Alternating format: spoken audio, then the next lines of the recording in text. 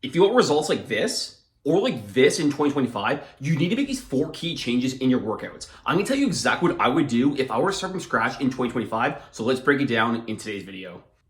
What's going on, guys? Rich here, Fit Fusion Brotherhood, and I help busy men over 30 lose a certain belly fat, gain lean muscle, and doing this in a non-restricted diet approach. And in today's video, I'm gonna tell you exactly what I would do in 4 steps if I were to start from scratch and I wanna lose my belly and I wanna gain some lean muscle. So 4 things I would do. I'm gonna really break it down for you. This is the new way versus the old way, and by the end of this video, you'll be ready to dominate 2025, and you'll have that blueprint and you'll be ready to go. You ready to jump into it?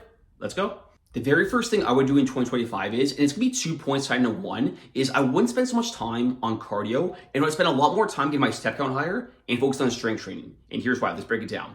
If you've seen my videos before, you know that exercise only makes up about 5 to 10% of how many calories we burn in a given day. So why we spend a lot of time, effort, and energy on that 5 to 10% when it's missing 90% of how many calories we burn in a given day? Think about that. The problem with like HIIT, cardio, CrossFit, whatever kind of cardio you can think of, it only makes it that 5 to 10%, like I said. But the second part of this bit of a downfall is it takes a toll on our bodies, right? So let's say you do like a jog, your Achilles, your knees, your hips are sore the next day, or you do like CrossFit or high intensity interval training. You probably know you get pretty sore after those workouts and maybe just kind of feel depleted overall with less energy. So if you shift your mindset from that to get your step count higher, which is a lot easier on the body, it's just a simple way to kind of focus on that 5 to 10% of how many calories you burn without actually killing yourself in the process. Now, my client Matt, he was kind of like this. He did a lot of cardio, and he's a hockey guy, so he played like hockey a few times a week, did some jogging, did some strength training here and there, and we really shifted his mindset from, okay, let's not do a lot of cardio and focus more on step counts. I get your step count higher. His body felt better. He just didn't feel as overwhelmed, which leads me to my second point is I really focus on strength training 4 times per week. Because like I said, exercise is 5 to 10%. The other 90% and 7% of that 90% is gonna be what's called your BMR, your base metabolic rate, something you might have heard as before as like your metabolism. Now, Justin, our client, same thing. He focused like a little bit more cardio, and he was really kind of just worried about getting injured in the gym. But once he started focusing these 4 strength training workouts per week, it really helped him lose that starting belly fat. He gained a little more lean muscle, and he felt more confident at the same time. So what I'm trying to say with these 2 points to summarize, instead of focusing on that 5 to 10% number, which is cardio, shift that to get your step count higher, but also get 4 strength workouts a week, which is gonna lead me to my next point and really how to break it down for you. That way you can have a simple workout structure where you can lose some belly fat, get stronger, and add lean muscle at the same time. Now let's get into it. The third thing I would do is I would have a good balance between changing things up, but also keeping the same exercises. And I'm gonna tell you an exact example in just 1 second here, but it's important to keep the same movements for a long period of time. That way you get better at them, you get stronger at them, you're used to the movements, but it's also important to change things up a little bit because the last thing you wanna do is just get bored of those same movements over and over again. I'm sure you know what I'm talking about. So I'm gonna put this up for you right now, a sample workout. This is from our at-home program, week number 1, I believe it is.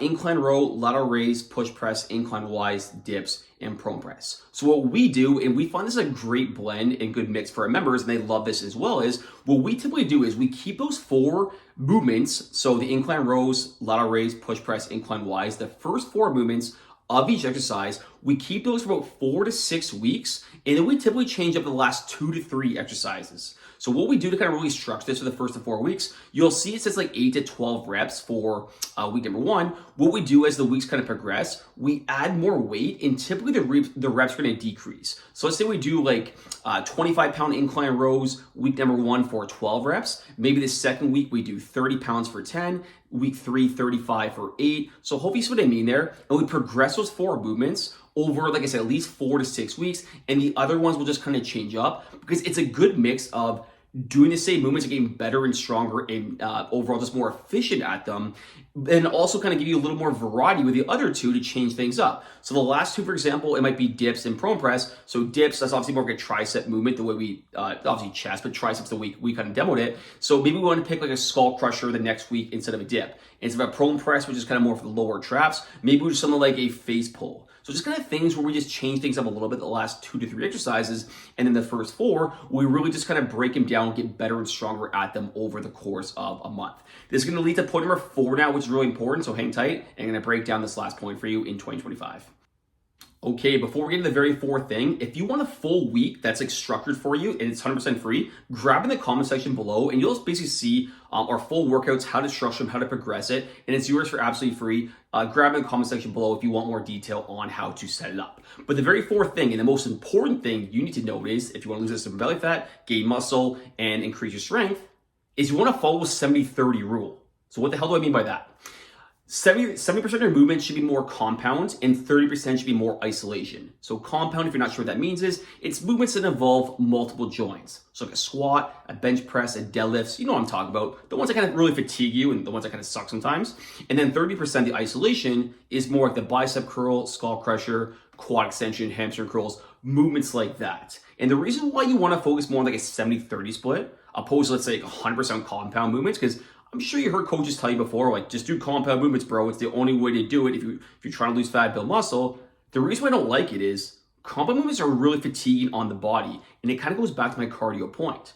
And think of compound movements as like you're running a 5K race. If you try to sprint the whole time in a 5K race, it's probably not going to end very well for you, right? Like, you're going to do okay for a little bit, then you're going to crash out. It's the same thing if you just did compound movements without isolation. Like, you can do it okay for a little bit, but you're just going to fatigue out. And if you have those isolation movements that give the body a bit of a break, focus on those weak points. Because if I'm just like, let's say, hammering bench press, but I'm not working on triceps to extend the bar, well, you're not going to get much stronger in that movement, especially if the triceps are the weak point in that movement. So this is why, for two reasons. Number one, a fatigue ratio. If you just do a ton of compound, it's going to really impact your fatigue. And number two, it really doesn't focus on weak links in those compound movements. Again, if my quads suck and I'm trying to squat every single time, but my quads are the limiting factor and I'm not doing any isolation movements for it, well, your squat's not getting that much better, right? Relatively speaking. So the four things to recap, and again, get the free gift below because we have a ton of people opt in for this, so make sure to grab it. The very four things you need to do if you want to dominate 2025 is you want to spend less time on cardio, more time on walking and strength training. Believe me on that. This is basically the main message, I guess you could say, in our workout program, and it works fantastic for over 100 men in Canada right now. So really try to shift your mindset from burning calories to walking in 4 strength workouts per week, 4 to 5. That's kind of 1 and 2. The third thing I do is, remember, you want to focus on the 4 exercises and then progress them over the course of 4 to 6 weeks, but then add in variety for the other few. That way it gives you a little bit more freshness to it. And then the last thing I do, I follow that 70-30 rule. Isolation is more fun too, right? I don't know about you, I prefer doing like bicep curls and like skull crushers opposed to some like heavy bench press the whole time. Not that heavy bench is bad, it's still good to have, but you know what I'm saying. It gives you a nice little break and a little more fun. Have fun with it. So if you like this video, it would mean a lot to me if you like, subscribe. It helps the channel. So if you want to show support, that'd be great. Grab that free link below, that free document for you. And thank you so much for watching to the end. It means a lot to me. And I'll see you guys in the next video.